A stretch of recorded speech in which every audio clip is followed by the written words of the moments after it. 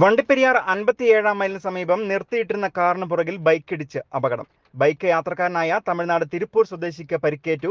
വഴിയാത്രക്കാരുടെ നേതൃത്വത്തിലാണ് രക്ഷാപ്രവർത്തനം നടത്തിയത്. റെയിൻബോ ന്യൂസ് വാർത്തകൾ നിങ്ങൾക്കായി അവതരിപ്പിക്കുന്നത് +2 കഴിഞ്ഞു, എന്നാൽ എഡ്യൂകോർ എഡ്യൂക്കേഷൻ നിങ്ങൾക്കായി സൗജന്യമായി പഠനം തയ്യാറാക്കുന്നു. നിങ്ങൾ പഠിക്കാൻ ആഗ്രഹിക്കുന്ന ഏത് ഡിഗ്രി പ്രൊഫഷണൽ കോഴ്സിനും മുഴുവൻ ചെലവുകളും ഏറ്റെടുത്തുകൊണ്ട് ഞങ്ങളും ഉണ്ടാകും നിങ്ങളോടൊപ്പം.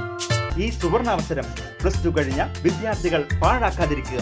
കൂടുതൽ വിവരങ്ങൾക്ക് കൺസൾട്ടൻസി ഓഫീസുമായി നേരിട്ട് ബന്ധപ്പെടുക. എഡ്യൂകോർ എഡ്യൂക്കേഷൻ കൺസൾട്ടൻസി, നിങ്ങളുടെ കരിയർ ഞങ്ങളുടെ കയ്യിൽ സുരക്ഷിതം. ഇന്ന് രാവിലെ 8 മണിയോട് കൂടിയാണ് അപകടം ഉണ്ടായത്. റാന്നിയിൽ നിന്നും കുമളിയിലേക്ക് പോവുകയായിരുന്ന ഇന്നോവ കാറിൽ ഏലപ്പാറയിൽ നിന്നും തമിഴ്നാട് തിരുപ്പൂരിലേക്ക് പോവുകയായിരുന്ന ബൈക്കിടിച്ചാണ് അപകടമുണ്ടായത്.